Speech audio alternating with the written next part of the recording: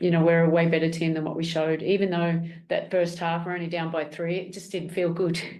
It was like, this is not how we play. They came out and played the way that they should play. They were competing. They had urgency. They gave Breanna very little space. They were active with their hands, getting deflections. They were very physical. And we, we didn't play very well, but they took us out of our rhythm. And, they just stayed close. We didn't set good enough screens to get separation. We didn't roll hard enough. All the little things that would have helped us, we didn't. So that's on us. But, they came out and did what they're supposed to. Now it's how we come back on Sunday, and we're still 2-1, and we got to learn from this. It's not a good game. Not happy. I mean, I think we lack discipline. But, we're a way better team than what we showed. Even though that first half we're only down by 3, it just didn't feel good. It was like, this is not how we play. Defensively, we weren't where we needed to be, and they were playing in so much space, and they already hit however many threes in the first half. And when they had the space to take even more, they were confident in that. And obviously, playing on your home court is a little bit different, and you build confidence behind that. And Vegas did that, and I think that we got a little bit sped up offensively. Whether they score or not, it's fine, but like we have to also get a score. Like Sandy said, it was 52-49 at half, and then 16-0 run is like ridiculous. Absolutely, this is when teams are most dangerous, when their backs are against the wall, when they're going to throw everything at you. And they came out and did what they were supposed to do tonight. And I think that our conversations in the locker room afterwards are. First of all, like we have to keep our heads up because game 4 is coming very, very quickly, but we need to learn as quickly as well and be ready for the next game because it's not going to get any easier from here. Like this is the playoffs. Why is it so hard to close out a series? Because you're like trying to finish a team season and to continue to kind of keep going and know that they're gonna throw everything at you. They're gonna be aggressive, they're gonna use their fans, they're gonna use the momentum behind it.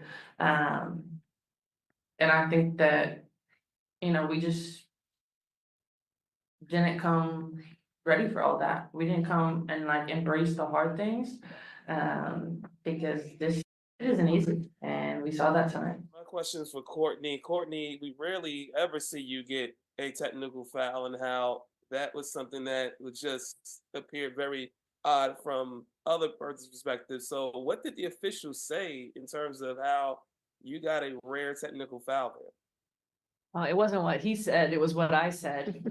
But, I was a little bit frustrated with the lack of call on the other end. But, that's on me. I got to be more physical. And yeah, a rare one, but this happens. I'm trying to get my team fired up, and I'll live with it. But in terms of the defensive pressure on the perimeter, what did you see from Vegas? There was an allusion in their presser to the whistles maybe being tighter on them in New York as opposed to tonight. Did they bring the same intensity that you've seen?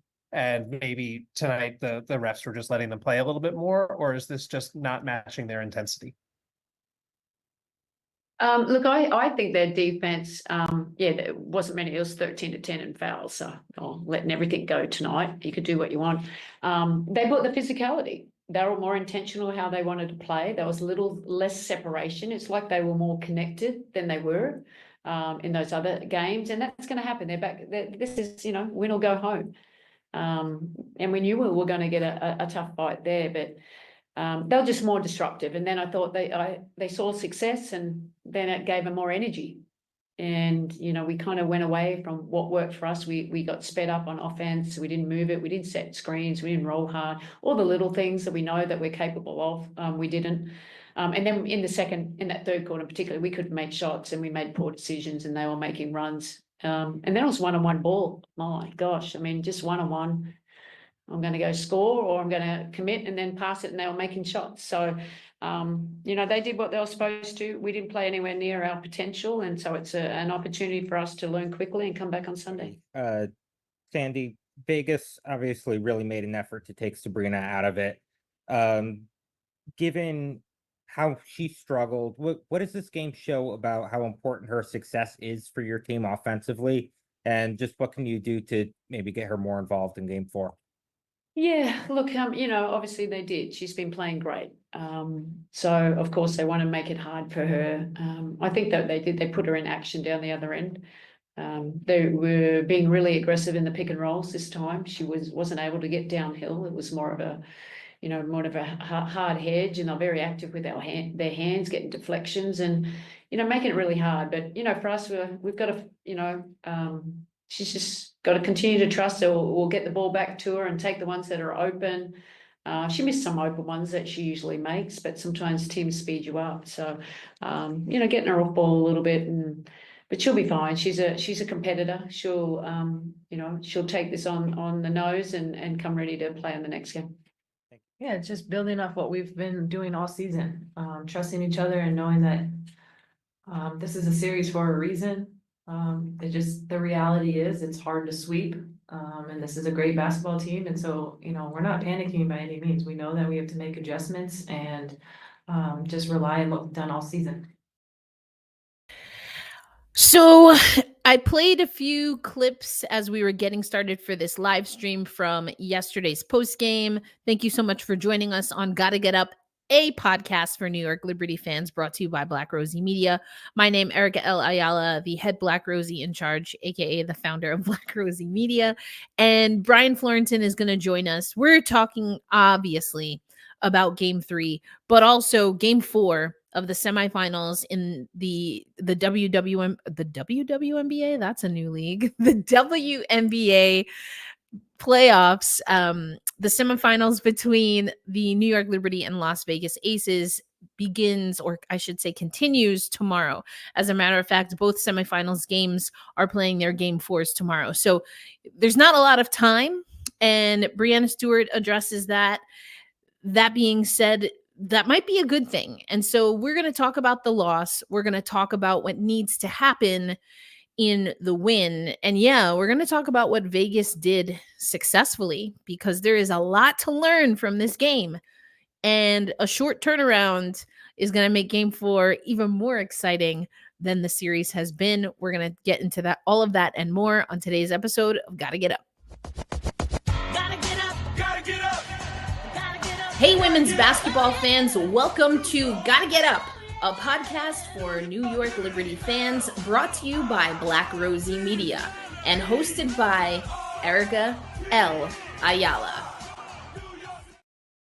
All right, New York Liberty fans, I know some of y'all are watching live, so let's just get it out of the way. Put it in the comments.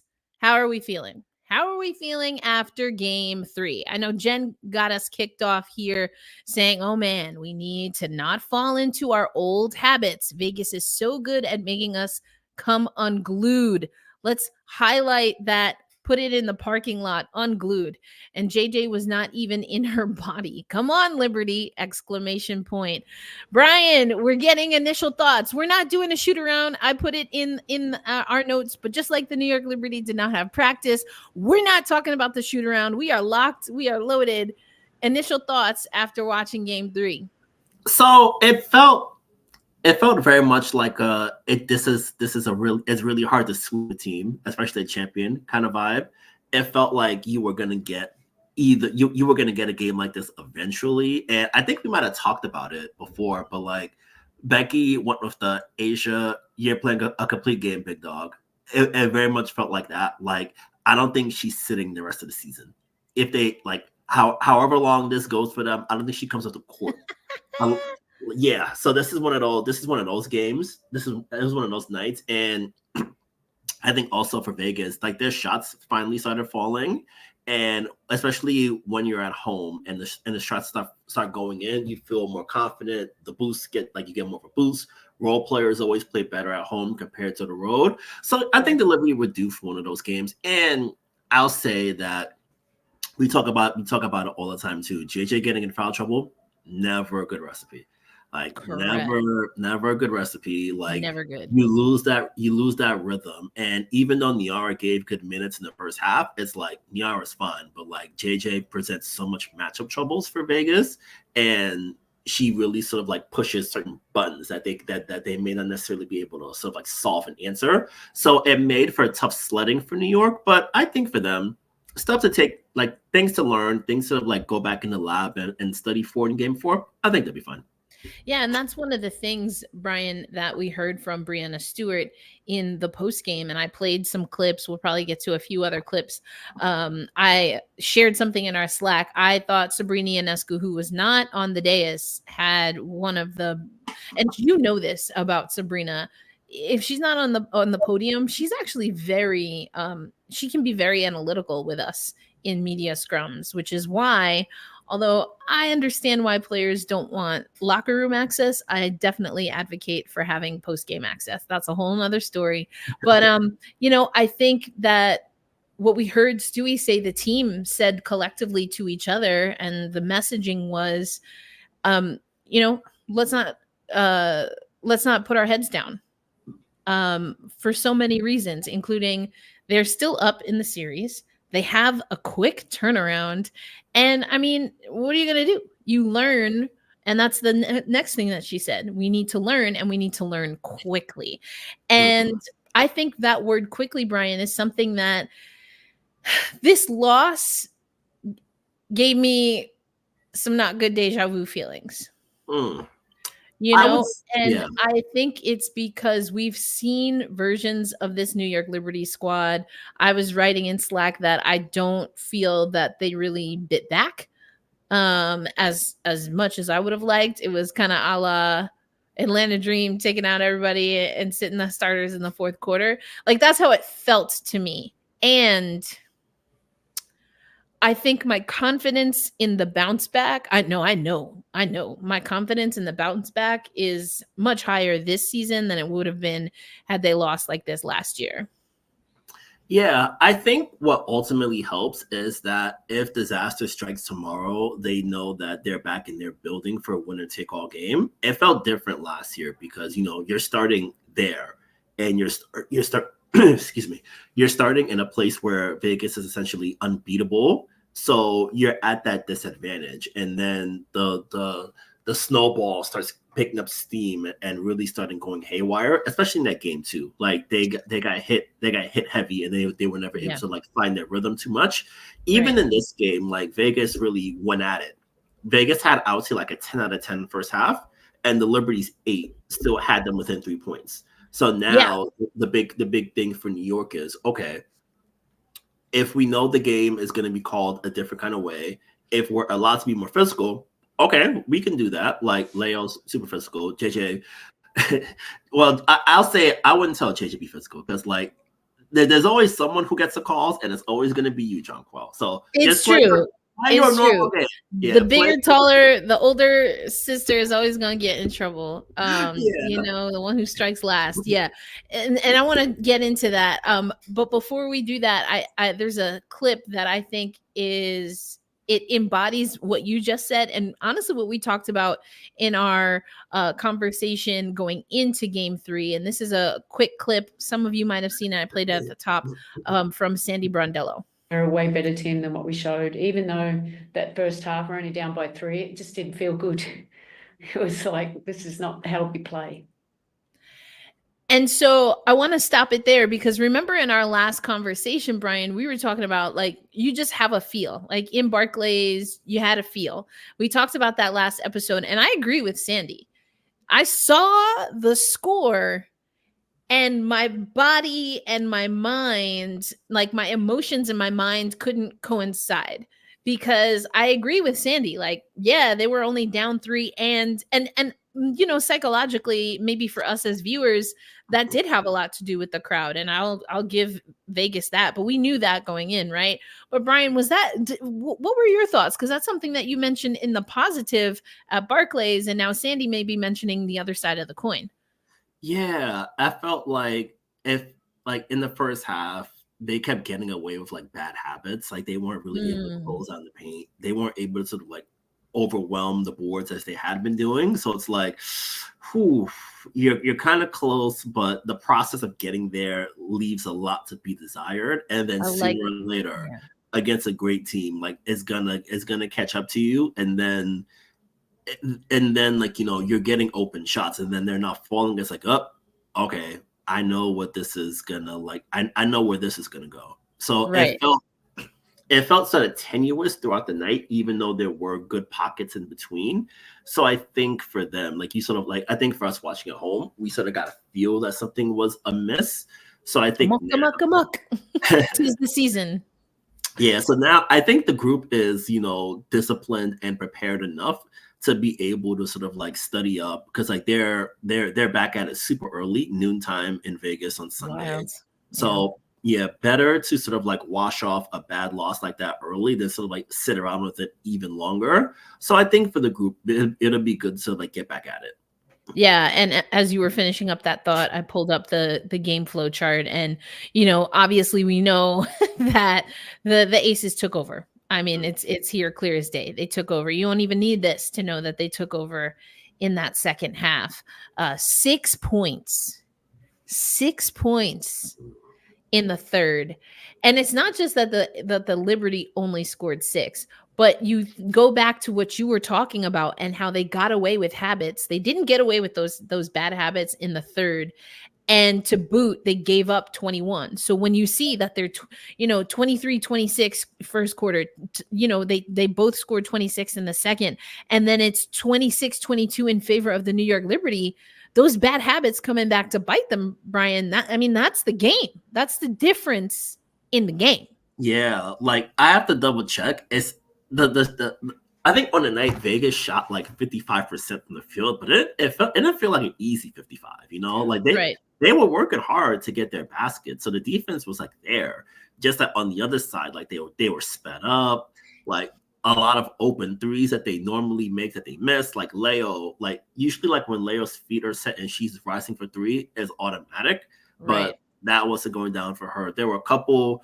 I think there were a couple plays where they sort of like got in their heads a little bit. Like there's one in particular where B gets the steal and she's got the layup going to the basket, but I think she overthought it because Asia was gaining on her, and then she kicks out to Stewie, and then the possession goes nowhere. So it's moments like that. It's those small moments within the flow of the game that tend to really stick out. And then when you watch it back, it's maybe if I just did what I normally did. Okay, if she blocks it, big deal. My Stewie's back there to get the board, and 2, I draw a foul, make it work that way. So I think for the Liberty, just I think for them, it's just more a matter of like just like doing what you normally do. Just trust what got you here. Like you were 32-8 for a reason. You went 3-0 against them for a reason. You're up 2 now. You're up 2-1 for a reason because you've done everything at a really high level. So I think for them, it's just okay. Don't overthink it. Just do what we do. Be prepared to adjust to what they're doing, and I think they'll be in good shape.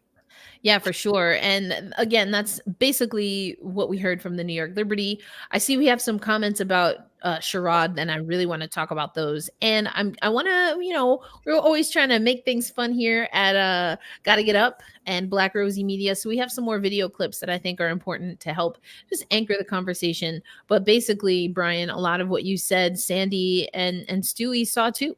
They came out and played the way that they should play. They were competing. They had urgency.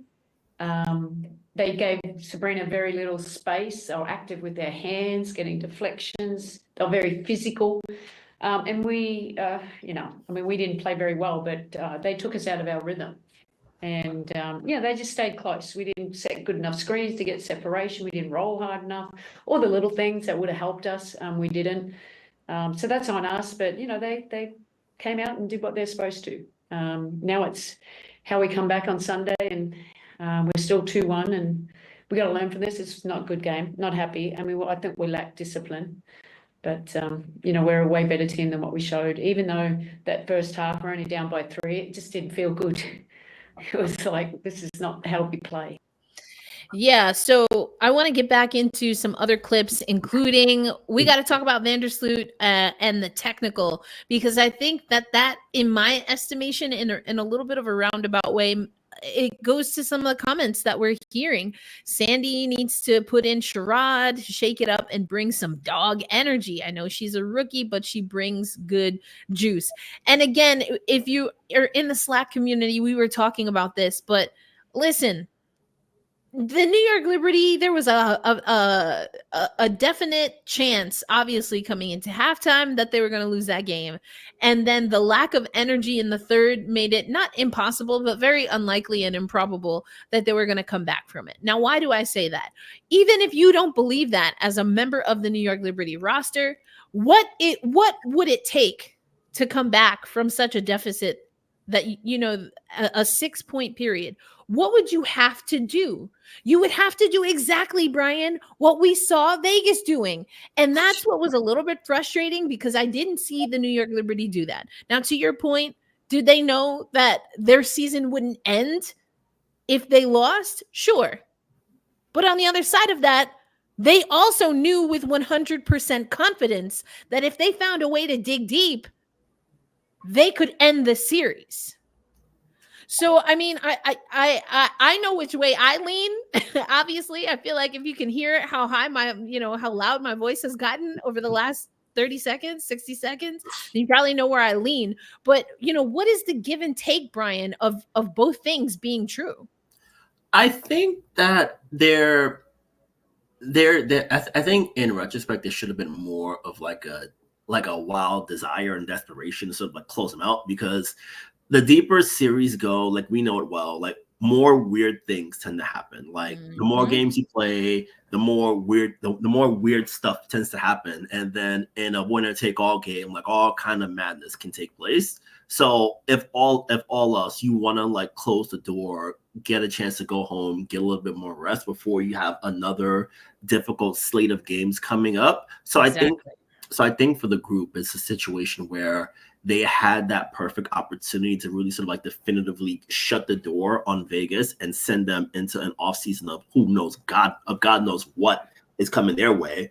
So you wanted to really sort of like do that definitively. So the fact that they weren't able to do that is a disappointment, admittedly. Like I think definitely like if you get a chance to close the door, you want to close the door, because like the more you play, the more weirdness can happen, and the more the more a bad break can take place. So I think for the group, they should have. I'd say that I think they'll have a lot more sort of like push to really sort of like shut the door on Sunday, and I think that'll start. I think that'll start with JJ. Like I remember after game, I think we talked about it maybe 2 episodes ago, but like she mentioned after game 1 in Atlanta, she was like, I didn't quite feel I was up to snuff in the way that I wanted to. And then she course corrected, was back on it in game 2 and then the first 2 games of the series. So I think in a game like this where she wasn't able to sort of get the ball in the ways that she normally does, like more, they had her in more of a phone booth. Like they do like so many different body sets and Breanna all at once. So now it's just a matter of, okay, how can I sort of like how can we counteract that? How can I sort of make my influence and impact more sort of like meaningful in that sense? And I think, and also we joked about it with the referee point. Like I watched the clip back this morning. Like JJ got a piggyback ride. Yeah. JJ Aisha gave JJ a piggyback ride, and JJ got called for travel, which is hysterical to me. Yeah. Now, like I watched it back. Like I'm like in between coughing, I just let out a big laugh, and I'm like, oh boy, it was one of those nights. So now you just gotta sort of like shake it back and get on it. Exactly. And that's why, I said that I wanted to talk a little bit about that because I think it leads up to, again, some of the comments that we saw about Sherrod and bringing energy, but also there was something in the game that, and even when I was on CBS Sports, I said that this is likely why Courtney Vandersloot ends up getting teed up, because she wanted to bring some energy. And basically that's exactly what she said post-game. So we're going to hear from Vandersloot, but let's look at the play in question and listen. I love how Plum Dog plays. And if I was playing against Plum Dog, I would have outplumbed Plum after something like this. 15-0 Vegas run. Very similar to what we saw in the fourth quarter as New York turns it over again. Kelsey Plum has been terrific defensively and giving love to the fans of all ages courtside. And now a technical foul on Courtney Vandersloot. She's looking for some more. She was saying to Roy Gobert going down the floor, she said, "What are you looking at? I got pushed." I mean, she's right. She's right. And before New York even inbounded the basket. I mean, like, what we talking about? I have two thoughts on this. One, like, it's always funny when someone who's furious and is right to be furious gets mad, especially someone who doesn't bark at the referees like Courtney does. Like, if it was Ionescu getting attacked, I'm like, okay, Sab always barking at the refs, no big deal. But Sloot hardly argues ever. I think someone asked her, Courtney, Yeah, we have technical for you. Exactly. We have the clip here. I think I have the right time. Let's get to that, Brian, because you're right. It like that's how you know. It's almost like when Sandy was talking about, oh, well, if Leo said to review it, then we review it. But if Sab says it, I'm not gonna listen. It's like if Courtney Vandersloot got upset, then I'm a rock with it. If it's Skylar Diggins Smith, maybe not so much. Didn't come ready for all that. We didn't come and like embrace the hard things. Oh, well, this is a good thing too. Embracing the hard Because things. It isn't easy, and we saw that tonight. My question is for Courtney. Here we go. Courtney, we rarely ever see you get a technical foul, and how that was something that would just appear very odd from other person's perspective. So what did the officials say in terms of how you got a rare technical foul there? It wasn't what he said, it was what I said. But I was a little bit frustrated with the lack of call on the other end. But that's on me. I gotta be more physical. And yeah, a rare one, but this happens. I'm trying to get my team fired up, and I'll live with it. Yes, trying to get my team fired up, Brian. And that's what I'm talking about. And that's why I think it's interesting to have a conversation about potentially finding more minutes for Jalen Sherrod in a game like that. Again, there was a point where we all knew we were going to play a game 4, right? Like, let's be real. So what is the harm in giving a Jalen Sherrod, who's someone who can do what Vandersloot did, but through her play, through her peskiness? I mean, we saw she got stepped over by Dejanay Carrington and was so worked up that she pushed herself through the official's legs. Yo, that was one of the funniest things I've ever seen, because the official was trying to get, so now she got 2 people standing over her. She was like, oh, heck no. That, I mean, if you're gonna lose, you might as well, make sure they're bloody and bruised as well. Yeah, I think that there's always a balance between knowing when to sort of like pull the cord on a game when you think it's really sort of like completely a lost cause. I feel like once it got to like 20, it was like, okay, this is probably a wrap. Like, I know this, like, we saw them go on a fierce comeback against Minnesota a few weeks back, and it's like, is it going to happen again tonight? Probably not. So I guess you can sort of figure out when to sort of like pull the cord and just let the bench run the entire fourth. Well, I'd say the deep bench, I should say. Like when you let them run the full fourth. So I think there's definitely like room to sort of like question as to like when they should have pulled the cord. I think, and I think having a player like Jalen in particular who does pick up full court, because B does a full court, Leo can pick up full court as well too. Having a player like a Jalen who can pick up full court, I think there's value, especially in a matchup like this when you know Vegas isn't going to sit any of their main players because their bench is so bad. So you can pick up a little bit. You can pick up full court a little bit more, make them get into the offense with about like 14 on the clock instead of like 21, 22, something like that. Really sort of like slow them down and sort of like throw a little bit of a wrench in their gears in a way. So I think there's value in that. And I think there's value in sort of like figuring out, okay, which combination is going to work a little bit better considering how Vegas is playing defense these days. Yes, and let's talk about that. That's the next thing I want to do, and then I really do want to play this Sabrina Ionescu clip because I like how she thinks the game. I like how she was talking the game in this clip, but then also there's a very, and listen, if folks know me, I'm not one to throw, especially someone who has passed on, I'm not one to throw like the Kobe Bryants and stuff out there, but there was something very specific about this clip that reminded me of Kobe and what I had heard him say. So I want to get into that. But first, Brian, I mean, we have to talk about the fact that, you know, this was a Vegas team that finally got Jackie Young going. And you know what I was thinking, Brian, while I was watching? I was thinking, listen, now I might have not gotten into detail, but I do recall alluding to the fact that Becky Hammond and them out in Vegas, sometimes I'm like, they be saying things in a way to, like, you know what I'm saying? Like, all of a sudden Jackie's injury got leaked. Like, come on. You know how strategic, you know, like, and putting aside, you know, conspiracy theories, what we absolutely did talk about was that Becky Hammond seems the type, and it has been proven by history, to say things, especially to the public, to agitate and awaken the beast, the dog in her players. And so, listen, I'm not saying that she leaked the information, but I'm saying she milked it. I will say, yelling, getting pissed off that your players are in commercials when it's like only 2 of them are in commercials, like 3 maximum maybe. Because I don't know if Plummer's in commercials. Because like I think I saw the Jackie Skims commercial last night. I'm like, oh hey, Jackie Young is in this. That's cool. So it's like 2 people at most in commercials, and it's like we're all in freaking commercials. I'm like, do you want to grow the game or not? Like, hey, hey man, there are dollars to be had out here. Let them go and get it. Like, Right. let them work and do their thing. That's what I'm saying. That's why I'm like, yo, she knew what to say to get them fired up.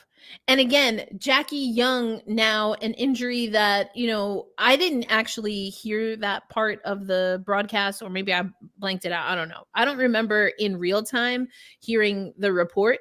But after that game, and, you know, them saying that Holly Rowe, I guess, had mentioned an injury that I don't know how we know, or how the interwebs knows that Jackie didn't want that disclosed. I mean, I guess for the fact that it wasn't, but, you know, whatever that is, you know, Jackie seems the type also to be like, oh, so y'all trying to call me out? Bet. Like, this is why Brian Fleurantin from Gotta Get Up, a podcast for New York Liberty fans, I did not defend the bunny, because I knew I was going to come out and whomp somebody in game 3. Like, in my mind, Jackie's thinking that. She might not say it, but she's thinking it. Mm-hmm.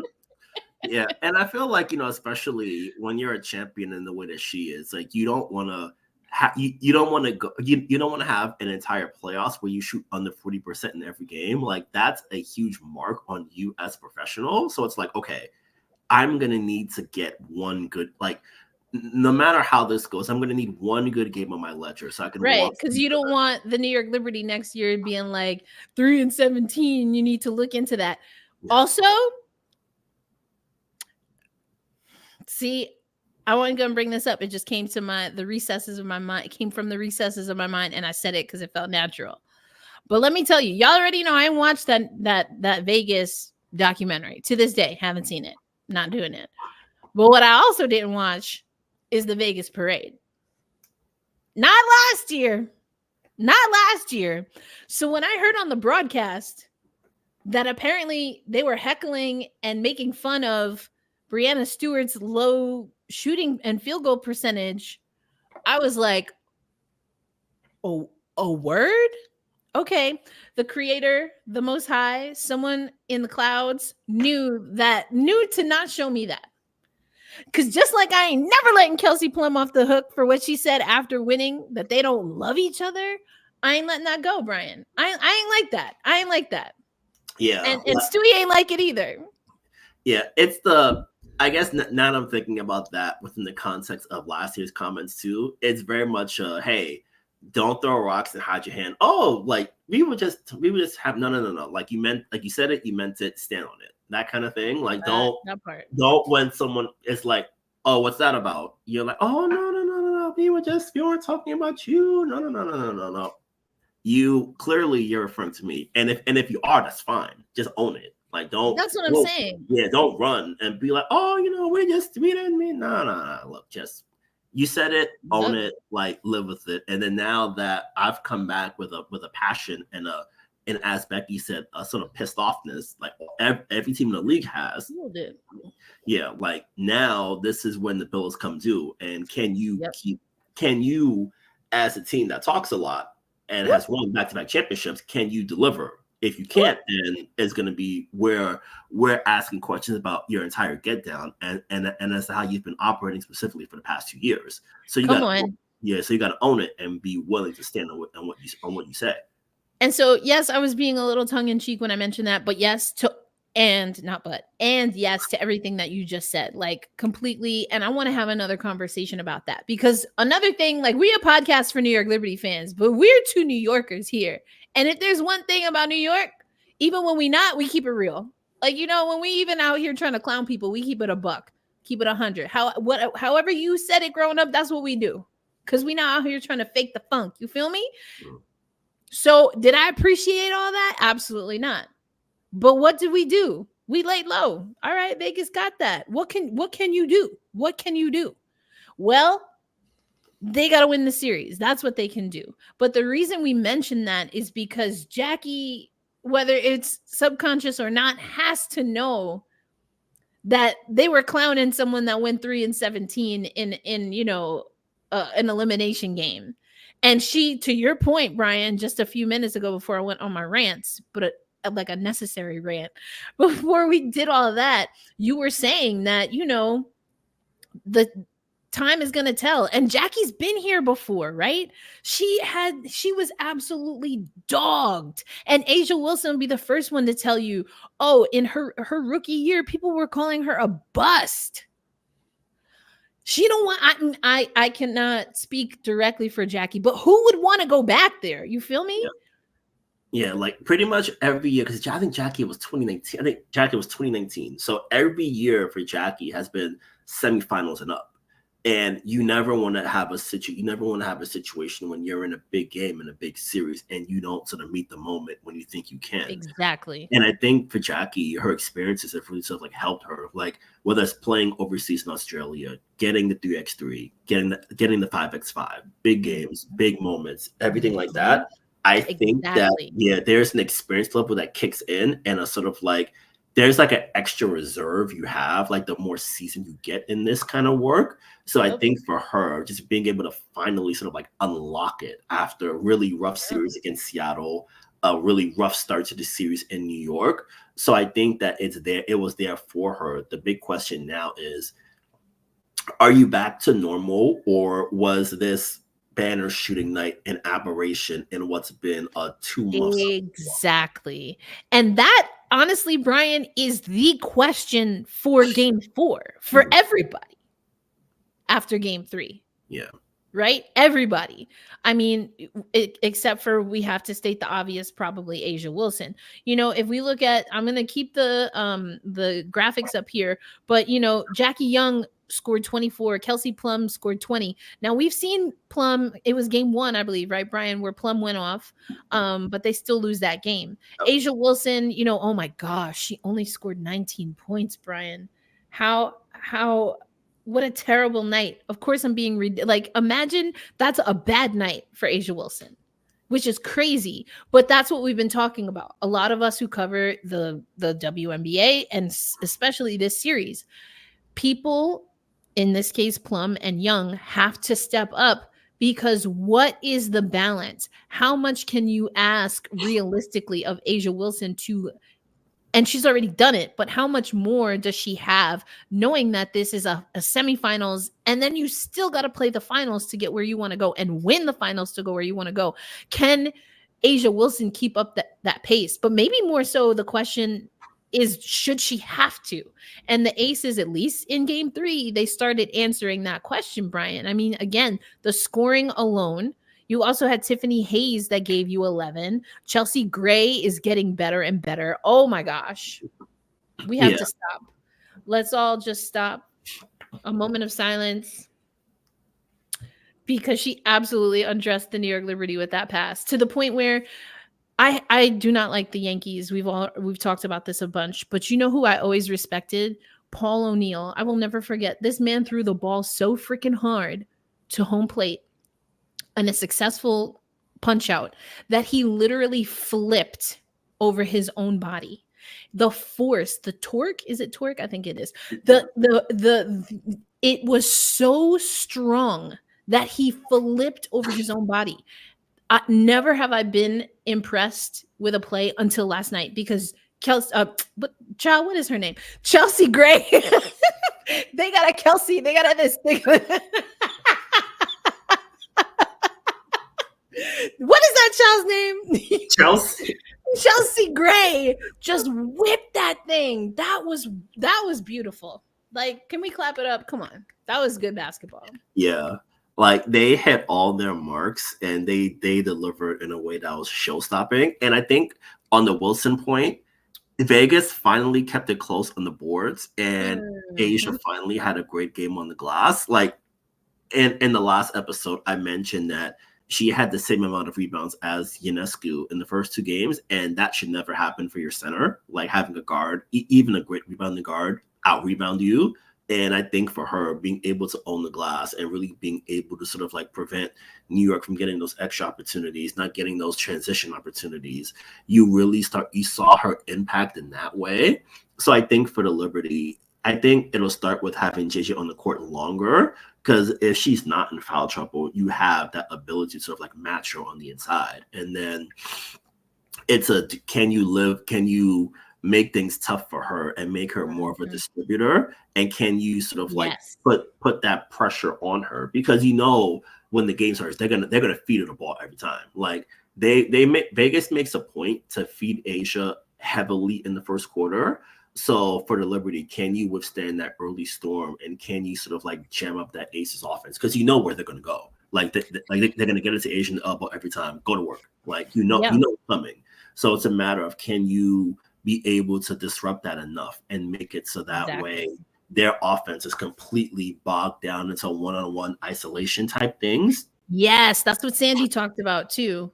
On the other side, of what sometimes plagued the New York Liberty. But I love, you mentioned a lot here, or just now, and I think you were talking about what what needs to happen to figure out Asia Wilson, but I think you also have to think about what the Vegas Aces did to stop, especially Sabrina Ionescu. But the turnovers, 12 turnovers for New York, that's not gonna look at that. All right, 25. All right, we're gonna skip over that. But points in the paint, you just talked about the points off turnovers though. And this is where another point that Sandy made is that some of the shots, especially for Sabrina Ionescu, yes, they were difficult, and some of them shots just weren't falling for the Liberty. And it got ugly. They talked about it. It actually I think it was game 2 for Connecticut, Minnesota. But like, both series have just had like a stretch of like, I don't know, at least 10 minutes early in the game where it was like the Looney Tunes team before, Mike's secret stuff or whatever. Like, it was bad. Yeah, it very much felt like it's like when everyone's running around when a fire alarm is going off. Like, there's no coordination, no synchronicities, just everyone just like scrambling to get somewhere. Yeah, it was a little wild. And, Sandy said it. I think Stewie and Sloot said it. We'll hear from Sabrina shortly. But the New York Liberty felt sped up, which I thought was interesting, because Sandy Brondello, in those horrid coaches interviews during the broadcast, she felt that the pace might be something that would help wear Vegas down. And I think that there is a version of this New York Liberty team that can do that, but it's predicated, right, Brian, on the ball moving offensively. And that wasn't happening because of how Las Vegas was playing Sabrina Ionescu. Yeah, like, So, yeah, go ahead. Yeah, like, she like this was the first time they've really had her in a crowd like this, and because like I think about game 2 and she had so many uncontested layups. She's just blowing by Jackie Young. She's finishing over Asia Wilson at the rim. So just getting those opportunities over and over again really sort of like boosted her confidence as the game progressed. So it made clutch time easier for her because I've been making baskets on you all game. Like I got this covered here. So the fact that they were able to really sort of like jam things up for her and sort of like I thought she was like fine as a distributor in the first half, but it's like I like that you're doing that, but I want you to find the shot button. Like hit the shot button for me a couple times. That way I can really open things up. So I think for Sab, it's always the balance as a lead guard of finding your shot and finding the flow within the offense and making the right basketball play. So for her in game 4, if Vegas replicates the same coverage, it's okay, how am I going to get open? How am I going to create space for my teammates? So, and I think she's like super smart. So I think she'll be able to figure something out. Indeed. And let you hit a lot of the points that she hit post game, but I really just thought this was a really great interview. So shout out to Natalie for posting it, and also Jackie Powell, who's a part of the Liberty beat, as well as Nikias. Dang it, I'm pretty sure I pronounced that wrong, but No, you got it. Oh, that is the right way. See now, Yeah. because I've been overthinking it ever since that video. Oh yeah. Oh, it's not you. It's Ron Howard who always pronounces his name wrong. Oh, okay. Yeah, Ron calls him Nekus, and it's like, no, Ron, it's Nikias. Nikias. Okay. Anyway, well, thank you, Jackie. Thank you, Nikias, and thank you, Natalie, for this video, and of course, thank you, Sab, for insight. I just really like this insight. Game, things have been changing, and obviously they lost to kind of allowing me to just come off screens and pick them apart offensively. And so I think this game you were able to see the adjustments that they made with sending 2 or 3 to the ball at one time and not letting me get anything easy, really active in passing lanes, not even worrying about like the roller or the fill behind, but really just trying to stop the ball. And I think it's great because now we're able to see it, and that's probably what we're going to see more and more moving forward. And so I think it kind of opened our eyes to see what the adjustments we need to make. What was different about the way they were guarding Jonquel, and what were they doing? I mean, they got her to, they didn't get her to foul out, but she fouled so much so she couldn't stay on the floor. They didn't guard her any differently. They made it hard for me to be able to get her the ball. They didn't guard her any differently. I would say the hard part was I couldn't just facilitate like I normally do, and that in turn made it hard for everyone else to score. So obviously I need to do a better job of making sure that I can continue to find ways to get my teammates open and get them easy ones, and in turn that'll kind of alleviate some of the ball pressure that I'm seeing. Did you feel any real difference between how Vegas was defending you on pick and rolls versus coming off of handoffs? Pick and rolls versus handoffs? Yeah. There was about 3 people in my face no matter what, whether it was pick and roll, a handoff, whatever it was. I mean, if you watch Minnesota play defense, it was very Minnesota-esque. Like they're overhelp, they bring people to the ball, they speed you up, they make you big +1 passes. They don't let you get comfortable, like I couldn't just come off and shoot. And that was their adjustment. And so I think it's great, like we can go back, we can watch film, figure out ways to kind of combat that. But hats off to them, they played a great game. Thank you. And so Sab, they're just saying like, this is great. This is great that we saw this look because now we make the adjustments. Mm-hmm. So on the one hand, I love that. I think she's right that it was very Minnesota-esque. And that's also a little troubling. I guess the question is, because Minnesota, we know how Minnesota has pretty much owned New York in the regular season and of course in the Commissioner's Cup. I've said it on this podcast, they, for me, are the more dangerous opponent should both the Liberty and Minnesota Lynx advance. That makes me nervous because they have the kryptonite. And I love the mentality.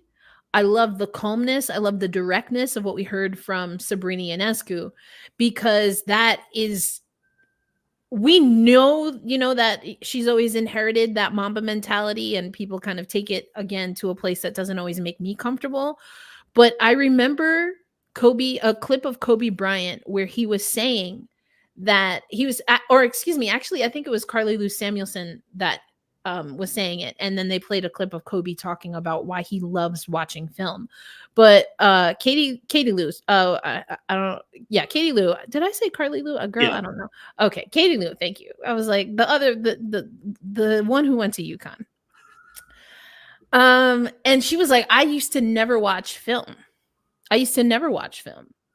And then until Kobe got me to watch film, and then they played this clip of Kobe saying that he loves watching film. He loves the rehabilitation process, and that's language that we've seen Sabrina use in the past. And why is that important? Because the desperation that Vegas had, the Liberty need as much and then more determination to figure this out in quick succession. They know they've been successful against Vegas. They know exactly what it feels like to be in the position that Vegas is in. And now they have to make sure that they unearth their version of what made Vegas successful in Game 4. Yeah, and I think that especially the sort of like learning process is always the fun thing about any type of work you do, where it's okay, here's what I was doing wrong. I'm watching it back, and it's almost like the situation where the tutor is like, they can tell you what you did wrong, but it's more fun when you learn it yourself. So Right. in a watching back, she can see, oh, maybe if I got the ball out a little bit earlier, or if I swung it this direction, that kind of thing. Or I guess if you're watching it from the coach's perspective, okay, if they're sending 3 to the ball, should I have someone else handle and then have Sab come more off the ball? That kind of thing. There are so many different sort of avenues and ways to explore.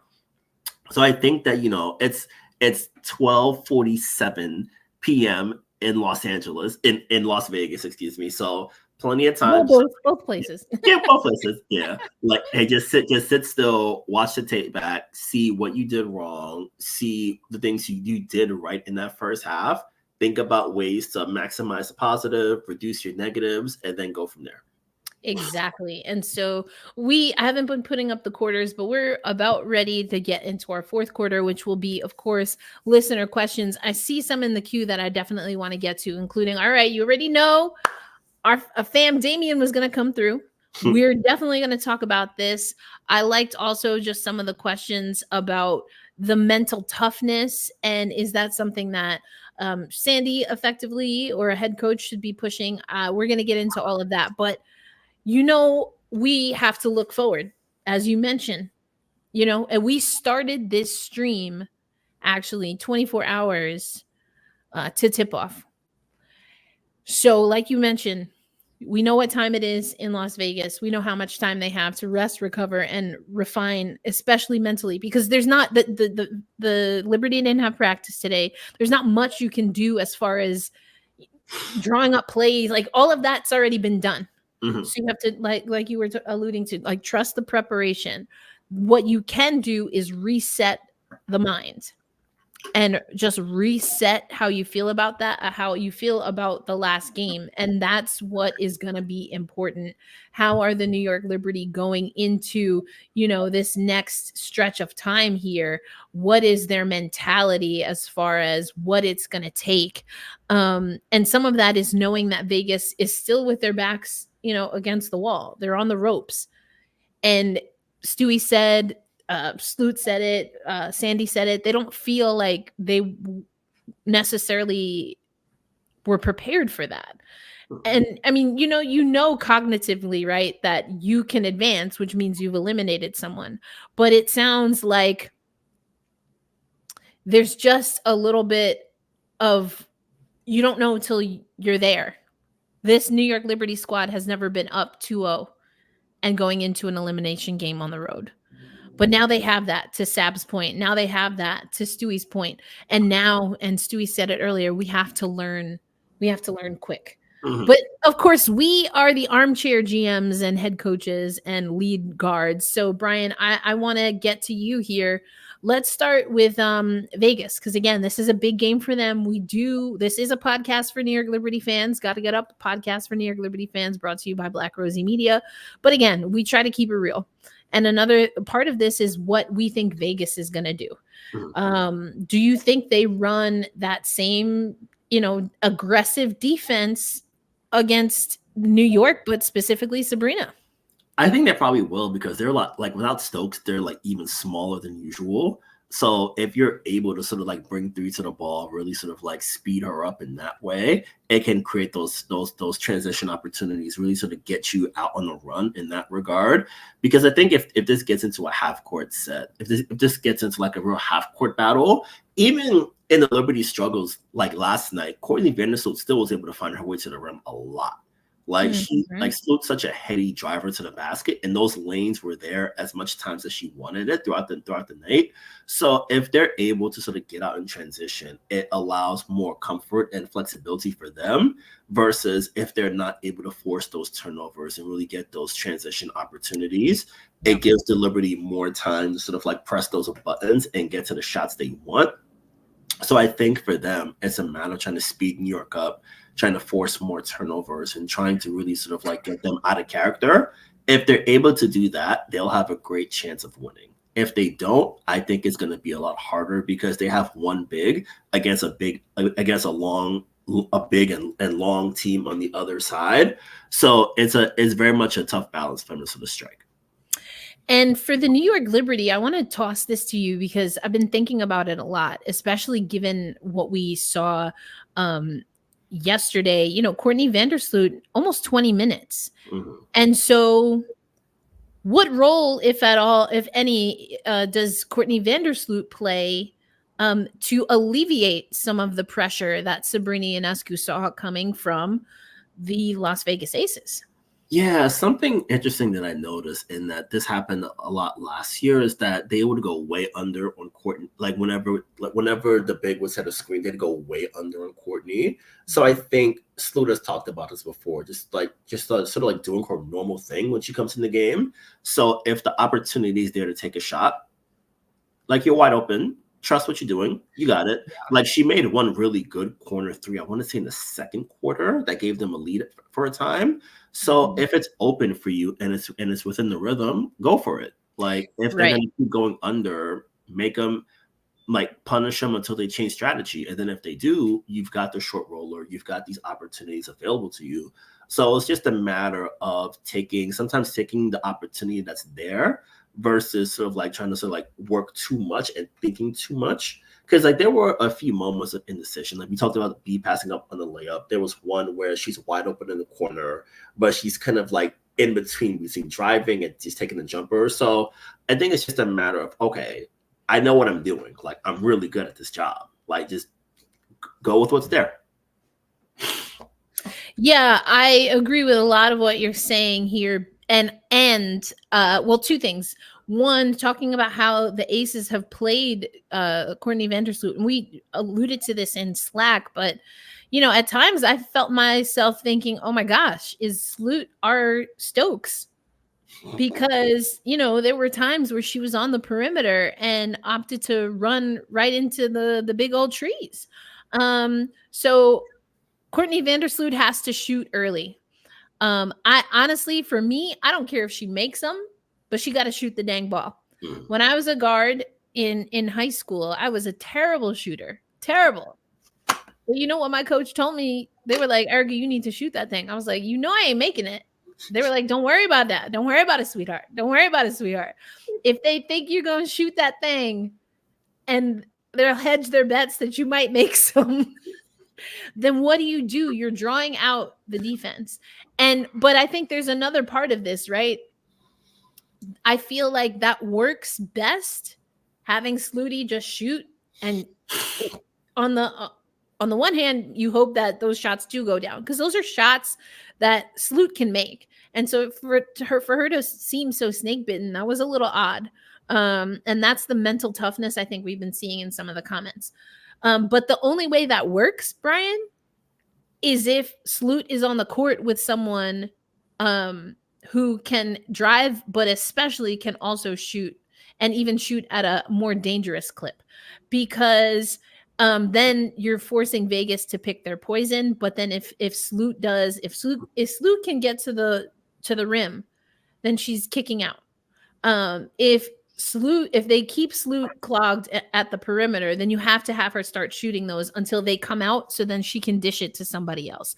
And so that's why I wanted to ask you about what's Sloot's role, not just in what she needs to do. I think we both agree she needs to shoot the dang ball, but do you put her with Sab a little bit more and then just adjust the rotations so that it's not Sloot necessarily giving Sabrina a rest, but it's more of opening up the opportunity for Sab to be a 2 because you have a ball handler like Sloot working with her as opposed to JJ or Benijah or Stewie bringing up the ball.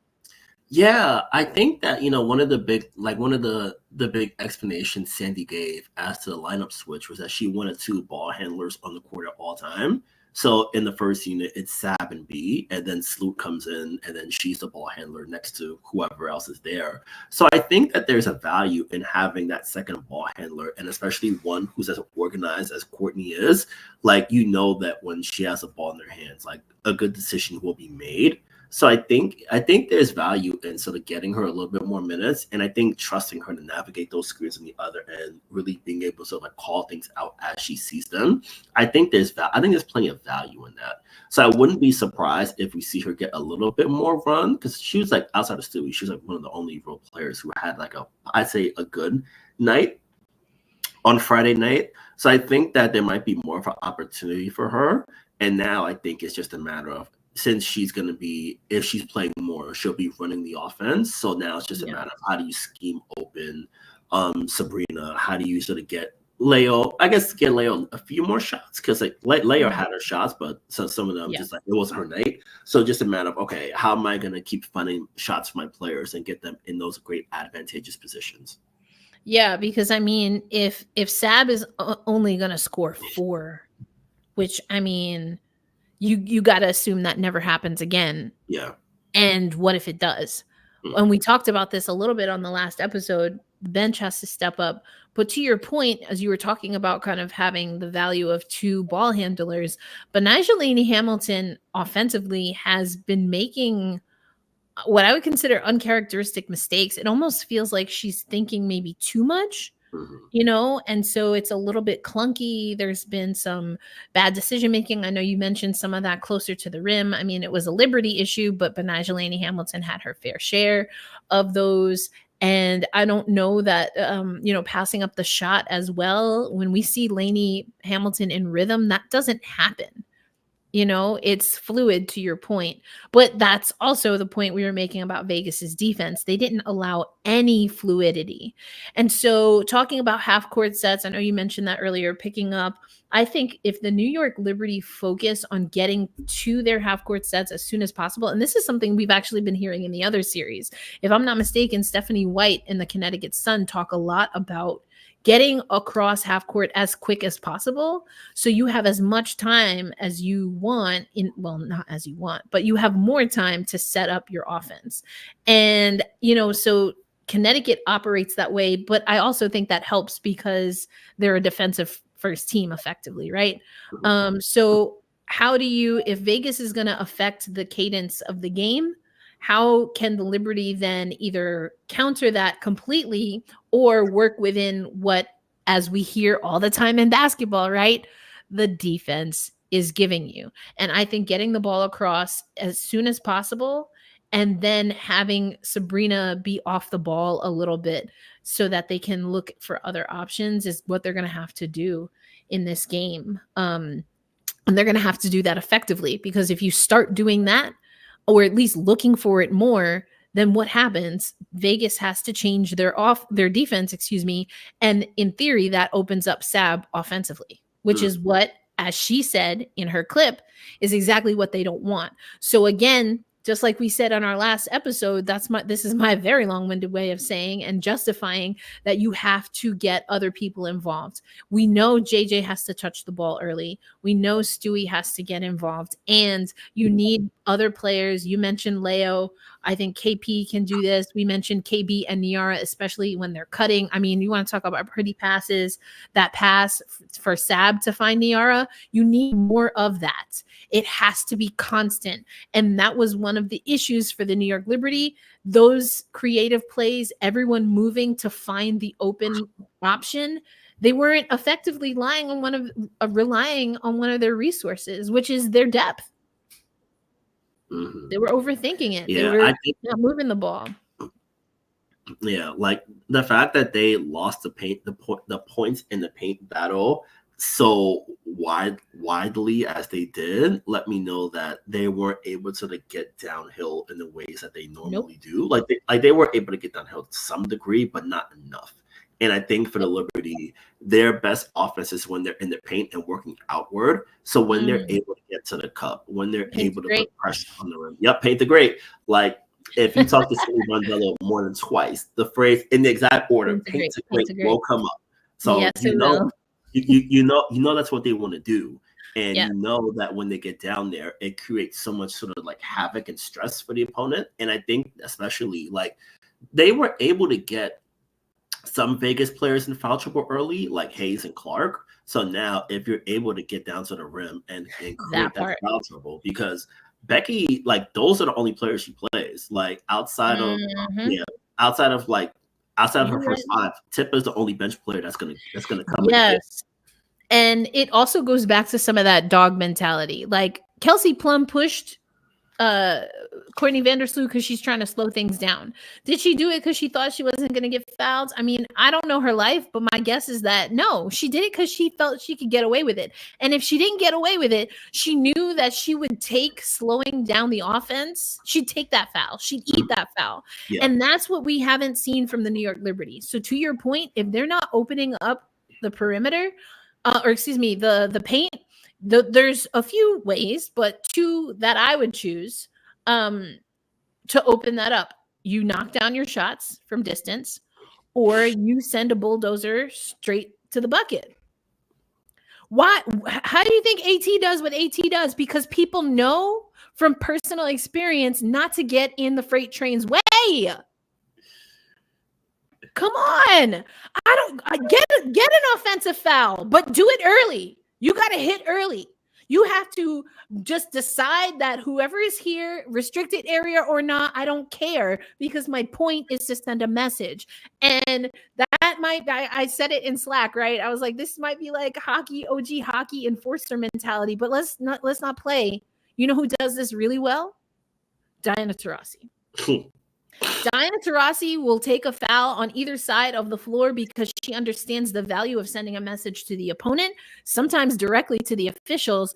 And also, like, I'm not out here about to get punked. So if you want to come with that weak sauce, oh, you're not going to call a foul? Well, I'm going to make you blow the whistle. I'm going to cut this fool's head off. Like, come on. Now you have to blow the whistle. Oh, you thought you was being cute. I just got pushed in the chest. Now let me push and roll her over and step over her. I bet you'll blow the whistle then. Yeah, now I got your attention. Sometimes it got to be like that. That's what I want to see. Yeah. Like, so I don't know who that is. Stewie has a little bit of that, and she don't have as much mouth as I do. But Stewie could do that. KT could do that. We know JJ could do it, but we don't need JJ to do it. We need somebody else to do it. Like JJ do it. Like I feel like the league might call a National Guard. Right? Oh my gosh. She'd be arrested. Donald Trump would be talking about her. I'd be like, oh my gosh, I can't. All right, we're going to get to the questions now here, Brian. And since it's the first one that I saw that popped up, and I know Damien had some other questions, but hey, Erica Ayala. Yes, don't forget the L for Lindsay. What would you do if you are Sandra? Sandra. Names. Wow. But left out my middle initial. I am offended. I am offended, Damien. Sandra Brondello. If I was Sandra Brondello, I would say, stop. You have to be firm with your team. That's not how we play. That's not what we want. That's not going to get us to our goal. We came in. See, now I'm going to do because listen, coach played us with her little halftime pep rally. I was like, oh, we just gonna talk about Vegas. Okay, that's cute. We all know why, but it's fine. So here's my counter. Here's my counter to Coach Peck. If I'm Sandy, I'm like, look it. That was as ugly as it gets for us. That's as ugly as it gets. You heard Stewie say it doesn't get any easier, but that's as ugly as we will ever play if we want to reach our goal, which we know is not just to win this series, is not just to get to the finals, but we know that we want to take home a championship. So that right now we commit all together is as ugly as it gets. They want to bring 3 people out on Sabrina. Great. Where are my others? Who, if you're open, why are you not finding a way to get to your guard? That's basic basketball. We learned that as children. Now you need to do it. If Sab is getting trapped, go get the ball from her, period. No excuses, because the Aces they didn't make any excuses, and that's how they got that win. And now they think they're cute. They've got, their world championship banners. They've got all their fans, and they're feeling real cute. But you know who did that last year? And they effed around and they found out? We did. We're not doing that again. Those days are gone. You know what that feels like? Make them feel it. Make them feel what you felt in game 4. That's how we win this game. We go back to what I said the other night. Nobody can beat this team when we play together. And part of us playing together is moving the ball. No excuses. They want to punch you in the throat? Great. Knock down both free throws. Matter of fact, you shouldn't be taking 2 because you went to the hoop so hard and so determined. You didn't care if they came with a samurai sword. You were going to make the shot. That's how we play. Play to win. We don't play for whistles. I don't give a dang what they call and what they don't. If you don't do what you need to do, you got to answer to me. End this now. We end this now. We're going home, but not for game 5. We're going home to prepare for the WNBA finals. Thank you, mic drop. That gets the job done right there. Thank you, mic drop. That's it. I don't want to hear. I honestly, I want to hear that they didn't really do a lot of talking. I want to hear that they focused on, okay, let's look at this. How many players are they bringing? Who are they bringing? Who will they not bring? If we know we're going to get a trap on Sab, what were you doing here?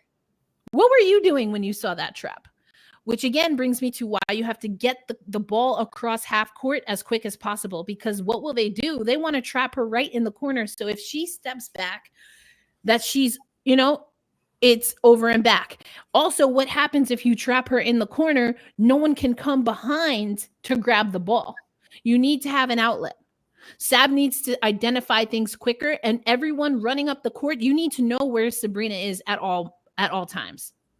You have to know so that you can get there and be an outlet. Like, again, these are very regular, basic basketball things. Like, if I know it, how they don't know? But they know. That's my point. They know. They got hit in the lip. They got hit in the lip with a little, uppercut, jab action, maybe the eye a little swollen. Ain't no thing. That's the 3rd round, baby. That's the 3rd round. That's the 3rd round. You expect to get some scratches, some bruises, and to have some extra Vaseline on your dang face. If you didn't, then you already lost, because who told you to come into the ring thinking you wasn't going to get hit? That's stupid. All right, you got hit, so what? You in there too. Hit back. Bam. That's it. That's what a New Yorker would do. Que no? Am I lying? Am I lying, Brian? Mm-mm. So what? Okay, they won game 3. So what? Oh, they won last year? No crap. We know. We were there. So what? Oh, we don't have a championship? I don't care. I know what I got. I know what I got right now. And that's it. I'm not worried about it. Don't worry, sweetheart. You don't worry about it. Don't worry about it. We were the number 1 seed. How you do that if you don't know how to play basketball? How you do that? Where they do that at? Come on, stop. Get it real straight. Like, I'm not taking y'all off the hook. You don't have to yell at them. You don't have to coddle them. Keep it real. Keep it 100%. Salute. I need you to shoot. That's it. Niara, I need you to set firm, in the Brinks security system of screens. You know what? I need you to harness your inner Stephanie Dolson when you're setting a damn screen. And if you get a foul on the first few, I don't care. Be smart, but I want them to feel it. Seal the wall.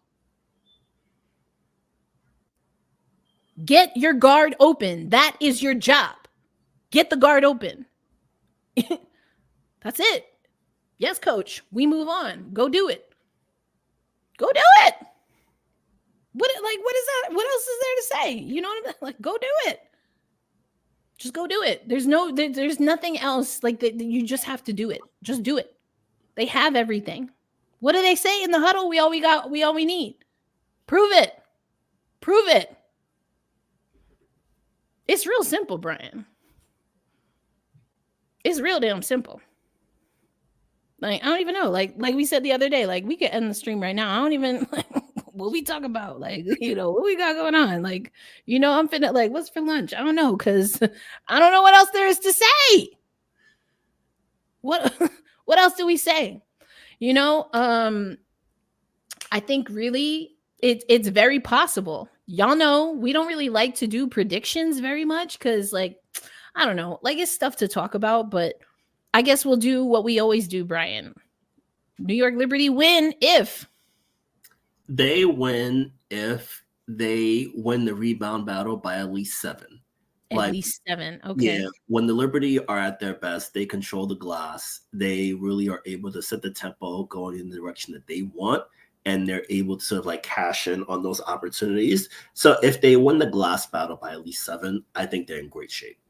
I like that. Rebounds were about even. New York still had one more, but I like that a lot. And we saw that was the difference. I say the New York Liberty win if we can see Sabrina get hot from the perimeter early. And why do I say that? I think it's multiple reasons. One, and I feel like they said this, Brian, it might have been a home game, but I feel like we've heard this on broadcast before. A player like Sabrina Ionescu, it's hard for them to have 2 back-to-back bad shooting games. We could even take it to the other series, right? Connecticut shut down Fee, or Fee wasn't connecting in the last game, but Minnesota still won. And then Minnesota or Fee dropped, what was it, 26 last night? 26 11, yeah. Yeah, like, she dropped 26 on your head. Like, psh. So Sab, I feel like, is the same kind of player, and she's got to prove that for herself for sure. And maybe that's really where you end, like, that. I end that sentence for her. Like, she's got to do that. If the Liberty have a shot, she's got to find her shot. Period. And I'm not worried about it. She's like, this is great. All right, that's what y'all are gonna do. Do your worst. Let's go. She's ready now. Maybe she wasn't as ready as she felt she needed to be, or the team needed to be, but she knows now. And so everyone should be working to make that happen. Get Sab early looks. Why else do you want to do that? Not just for her speed and momentum, but obviously if she's hitting from perimeter, that means you're getting up threes for the most part. So you're adding offensively. That was tough at times for the New York Liberty. And then also, what do we talk about so much? The paint game wasn't there, Brian. You talked about that a lot on today's episode. What's a way to guarantee that you start opening that thing up? Either, again, bring the bulldozer, but another way, which is more to the New York Liberty style, is you get Sab open. You know what else? Let Leo take some of them things. Is Benijah going to have a night where she also connects? But either way, whether Sab is making the shots or not, if she's starting to get those shots early, I like it. I like their chances because it opens up so much. Then that's how you do what I think has to be the main thing, which is getting JJ touches early. JJ is also someone who can help facilitate some of that because of her versatility. So I really think the New York Liberty win if they can get Sabrina open looks early in the game. Early in the game. Damian saying, aren't you nervous? Bruh.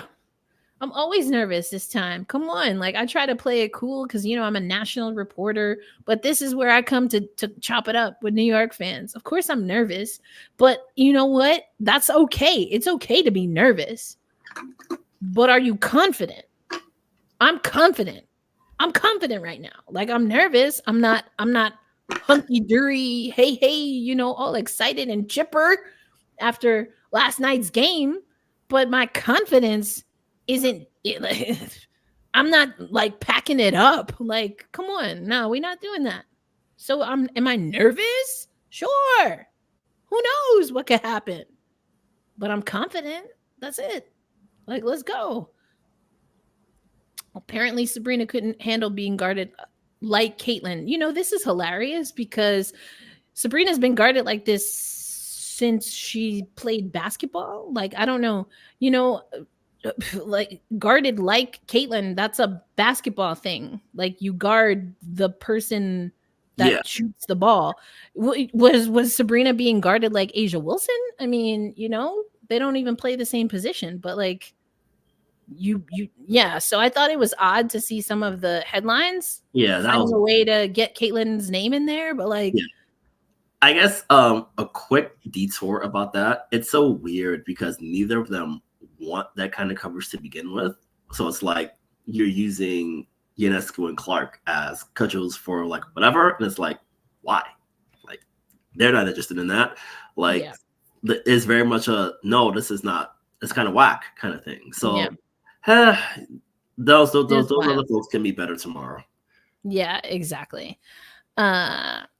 Yeah, so I don't know. Am I nervous? Of course I'm nervous. Anything could happen. I'm not there, so I got to watch it through a screen. I'll be traveling tomorrow. Of course I'm nervous. I'm confident though. I know that this New York Liberty has it. Like, you know, I know that they have what it takes. Now, are they going to tap into that? I don't have any control over that. Only they could do that, but they got it. And again, that's why I wanted to play what Sabrina said. Not that I thought anything that we heard Brian from the dais was any different, but Sab just was like, oh, this is great. She's like, sir, can I get some more, please? Can I get some more, please? I did want to go. It's a little further up now, so let me see if I can find it quickly. But you know, we had another comment about the mentality and if that's something Sandy needs to do better at. And I feel like, Brian, we've had this conversation, you and I, but definitely we've had this conversation on Black Rosie Media because I talk about this all the time. Sandy Brandella, she'll give me heart palpitations. You know why? Because she lets her team cook. She lets them be who they're going to be. She trusts her team. Does she want to lose like that? No. And she knows she can't control every little thing that they do. Like, her job is to guide them. They have to execute. And so she's going to let them know this was not to our standard. And that's what she said in the clips that we played early on. But as far as Sandy's mentality or how Sandy's approach affects the Liberty's mentality, her approach is very different than Becky Hammond's, I would argue. Neither are bad. I would say I do think their approaches are suited for their respective teams. Mm-hmm. Like, if Becky Hammond was coaching the New York Liberty team and just being like all the time, or, you know, that's not gonna, it seems to me like that's not the way to get this team motivated. And if Sandy's kind of what a lot of people who study political science might say is like the more laissez-faire, hands-off approach, but like, all right, I know you know what to do. I think you have everything that you need to do it. If you don't, then let's have that conversation. But if you agree, then I'm gonna need you to do it. Yeah. See, because people be acting like Sandy don't know how to bark. She's like, okay, let's feel this out. Let me change some things because maybe I'm not doing what I need to for you. Okay, I made some adjustments. We had a conversation. I added a few this, I added, and you still not doing it. So now that's on you, baby. Yeah. I feel like sometimes people think that Sandy doesn't sort of get after her players in a way because she's not MFing them on camera like other coaches may. It's like she'll tell you that you're not doing something right and she'll want you to do better, like because she's human and she knows them. So she like you mentioned, like, you know, that style works with this group because they have her trust with her and they know that when she's telling you something, it's coming from a good place and she's not gonna like harangue you on camera in front of people. Exactly. Like, hey, I need you to do this better. Can you do it? Great. If not, I'm gonna get someone else who can. So it's very much an open dialogue in that regard. Correct. I think it's very helpful. Yes. And again, for the mentality for this team, my best guess, and I think you agree, Brian, is that that's what this team needs, right? That's how they're built. And there's nothing wrong with that. I personally like a little more sandpaper, but we've talked about that. But you know what? There's something that you said about, you know, like how a coach approaches things, especially publicly, or maybe not publicly, but then gets public. I know we miss shoot around, but what you think about this whole drama with Cheryl Reeve? I'm gonna let you, because you know I'm gonna go off on a tangent if I say how I feel. So how do you feel about the alleged the allegations out on Cheryl Reeve that she ain't like how Connecticut celebrated after winning game 1 and met them outside the locker room on some DT crap? Okay, I'm gonna I'll walk you through my entire process when I saw this news. So I saw the story from Ben from our pal Ben Pickman at The Atlantic. I was like, oh, this is interesting. So the first thing I did, I went to Wikipedia. I was like, my initial guess was Cheryl Reeve must be from New Jersey. So I go to Wiki. You nailed it, bro. I go to Wiki, and then Cheryl Reeve, city, New Jersey. I was like, okay, this fully checks out. 100% checks out. You already know. So that's what I'm saying. She's part of the Tri-State Cousins. And also my second thought is that in another life, Cheryl and Marina Mabry would be absolute hell on people. Yo, hilarious. Oh my gosh. You are absolutely right. But yes, Cheryl Reeve is definitely from New Jersey. Did know that. I mean, listen, I don't know what's real and what's not.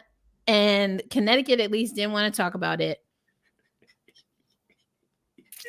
I can understand and even appreciate why Cheryl Reeve might have felt some kind of way.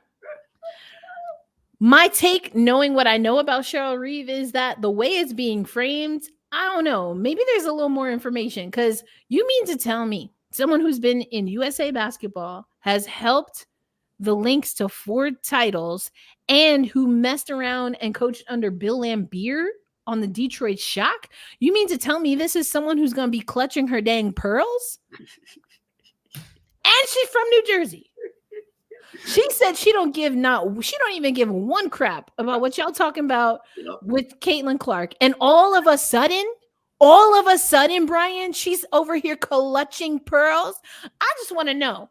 Like, I need more details is what I'm saying. Because some ain't quite the Jerry curl ain't curling for me personally.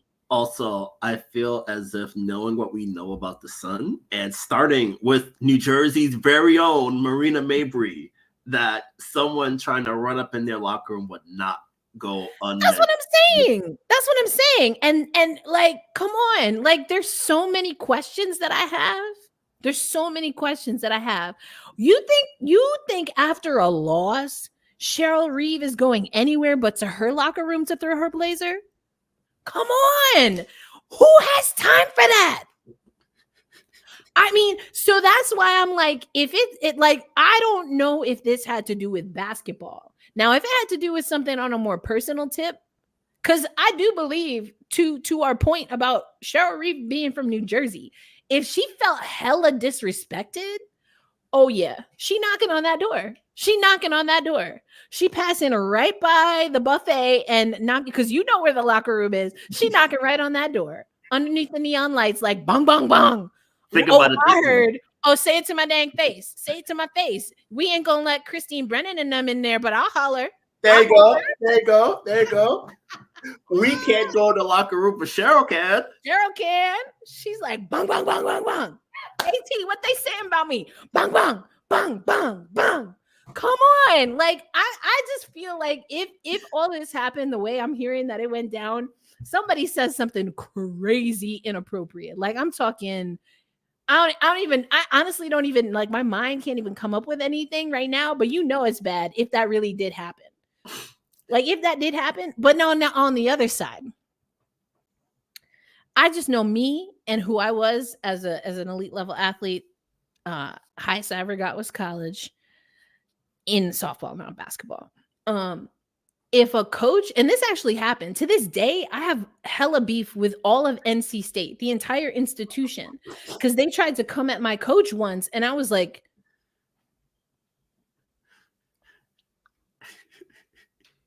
she don't play me, but that's our business. Don't worry about it, sweetheart. Don't worry about me. And if I'm playing left field today, I'm gonna need you to step back. Don't be coming in this dugout. Don't be coming in this dugout. We got problems. How you gonna step outside of your space to mine? Don't do that. I don't care. I don't care if what you don't go over there with that. We're not doing that. I'm just like, I listen. If she did roll up, yo, she I don't know, she's something else. But I know if it was me, if I was on the Connecticut Sun, I'd be under the jail. Like, there's no way. After a win, the opposing coach is getting anywhere near my locker room. Coach, I could be the dang water person. I don't care. You're not coming up in here. That's hella disrespectful. Mind your business. And maybe if you did what you needed to do instead of coming over here, you would have won game one. Like, get out of here with that. And so, like, there's so many levels to this. There's so many levels. Like, and also, listen, if Connecticut got punked after game one and then lost the next two, I don't know if it's happening this year. I don't know if it's happening, because for all the reasons that we just mentioned, like, how you let somebody's coach come to you and ask for you, like, what do you come outside? What are you doing? And then you let them beat you 2 games in a row? One at home? Are you even for real? Like, there's no way, Brian, on so many levels, I would let anything remotely close to that happen. That's crazy to me. Like, this has to be some kind of Gina Prince by the Wood, Love and Basketball sequel, because there's no way this is real. There's no way this is real, Brian. Yeah, I feel like knowing the Sun roster as we know them and knowing that they like to scrap, this strikes me as no one, like, I know Cheryl is years older than a lot of people, but like, hey, I feel like either it's at least a, hey, what are you doing? And like a stern talking to, or like a really firm grasp handshake, be like, you about to leave? Yeah, leave. Something like that. Like, I feel like something like that needed to happen, because you can't, right. Like, I know the Target Center is beautiful and it's your house and it has all these nice amenities in here, but that don't matter. Like, you're not coming in this locker room. Like, go back that way. I know that's right. Yeah. Oh, that's right. They were on the road. I said, but you know, the point anyway, notwithstanding. This is hilarious though. Hold on. She just got upset because Minnie didn't get to do the line dance. Not the line dance. I love the line dance so much. It's so tremendous. The electric slide. Hilarious. Everyone has such great rhythm with it too, which is surprising considering you need 12 people to all be together. They had to work. You know, they had to work on that, because there were times where I was like, "Oh, cringe! Oh no! Cookout card revoked. There ain't no way. I have questions about the dance rhythm of various members of the roster, but I'm a bad dancer, so I can talk about this. So I wonder who needed multiple attempts to sort of get the steps right. I have so many questions, all of them inappropriate, and all of them that might get me yelled at by Cheryl Reeve if I told her about this. So hey, be like, I need Brian Fleurantin to step outside of my locker room and we have some words. Like, child, I'm just trying to. I really see now. I want to know. Like, at first I was like, I don't care, like, because there ain't no way. Because in my mind, there ain't no way this happened for multiple reasons. Like, this is somebody wrote this. it's a Spike Lee joint. Like, I don't know, like y'all making this up. Ain't no way. Ain't no way. But listen, this is a spicy series. They got a spicy ass series on their hands, and I'm here for it. Yep. So, all right, Brian, you said Liberty are getting to the finals. At this point, who you think they're playing? I think you said Lynx, right? Yep. I feel like, it? I'm sticking with it. I think Minnesota has just enough to sort of get by and get to the finish line against Connecticut. Although I do think that series is going 5. So I think Connecticut powers through tomorrow afternoon at 5:00 Eastern time after our game at 3. So I think Connecticut powers through just enough, and then it's a winner take all game 5 in Minnesota. Okay. I mean, I've deduced some things about how you answered that, but I'm still, even though I was like, we don't do predictions, and now I'm like, predict something. But from the way you said that, it sounds to me like you think the Liberty take it tomorrow. Mm-hmm. I think a game like Friday is. It feels like every so often you just need like a nice batch of cold water to the face, and game 3 was that cold water for them. So I think that with sort of like with developing the muscle memory of seeing those defensive coverages, seeing what you did wrong and how you weren't able to capitalize, I think they come at it with a better idea of how to solve it. And I think also Sandy hasn't had to press this button much. She hasn't had to press it at all in the playoffs, but if all else fails, Breanna Stewart can make things happen. So I think if they're still having trouble, look for Stewart to be more aggressive, because she's really been able, like last year, Alicia Clark was so tough on her. It hasn't been like that at all this year. And I think if Stewie's able to really sort of like get AC in foul trouble again, really get her on the bench, because outside of that, like they'd have to go super small if AC sits, because Meg Gustafson played for like a minute or two, and the Liberty like ran wild in that little bit of time, and that was it till garbage time. So if she's able to sort of really press the issue on AC, get her out the game early, get her in foul trouble, it throws all of Vegas's plans into a rut. And then from there, you can really sort of like control the game in the way you want to. Yeah, it's wild. You know, we used to, or not used to, we still have the saying not to make it all about the Mystics, but that is the only exception that we make. Everybody else, if you ain't the Aces and the Liberty, and you ain't the Sun and the Lynx, nah. Wait till next year, as the New York Mets usually say. Wait till next year. We're not doing no comps. We're not doing no comps.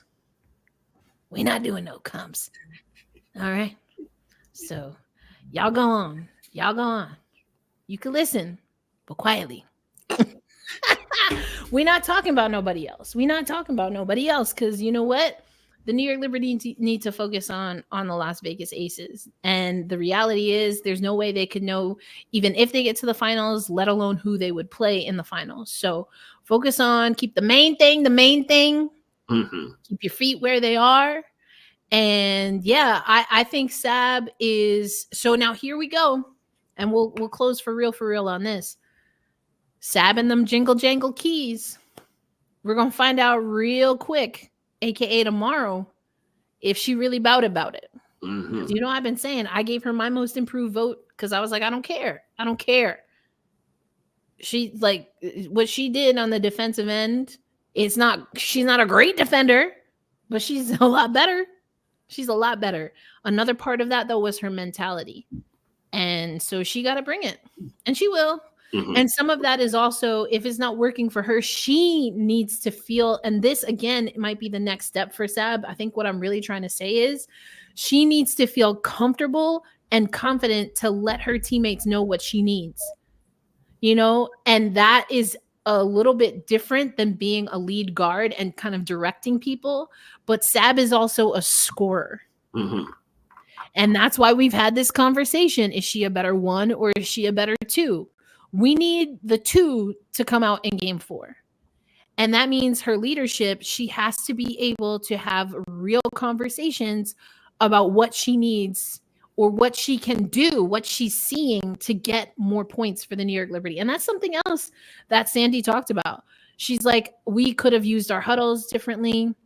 We weren't communicating. It felt like at times we weren't on the same page. And that's stuff we were saying in Slack. I was like, are they all there? Like, what's going on?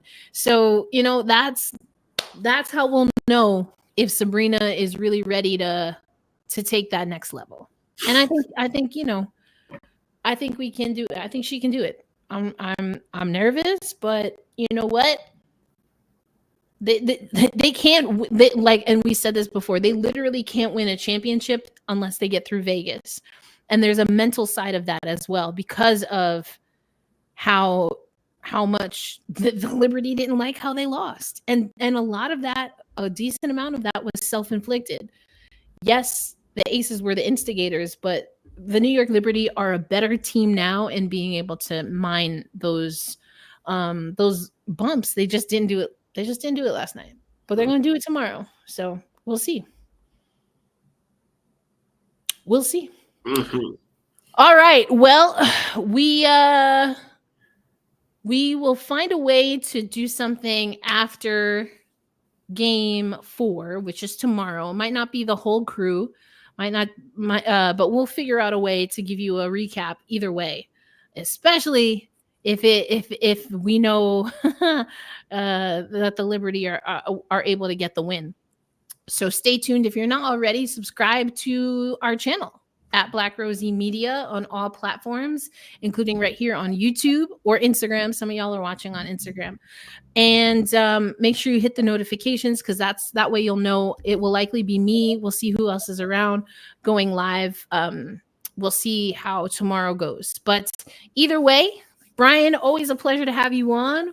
We'll be watching together collectively in Slack. So if you want to join the Black Rosie Media Slack channel, that's also on our platforms. I will put the link in the chat for you now.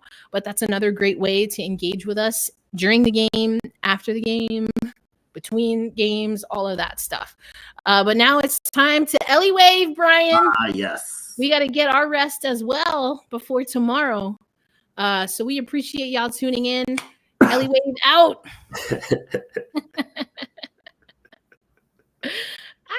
It's not going. I don't know what's happening. Outro. End stream. See ya.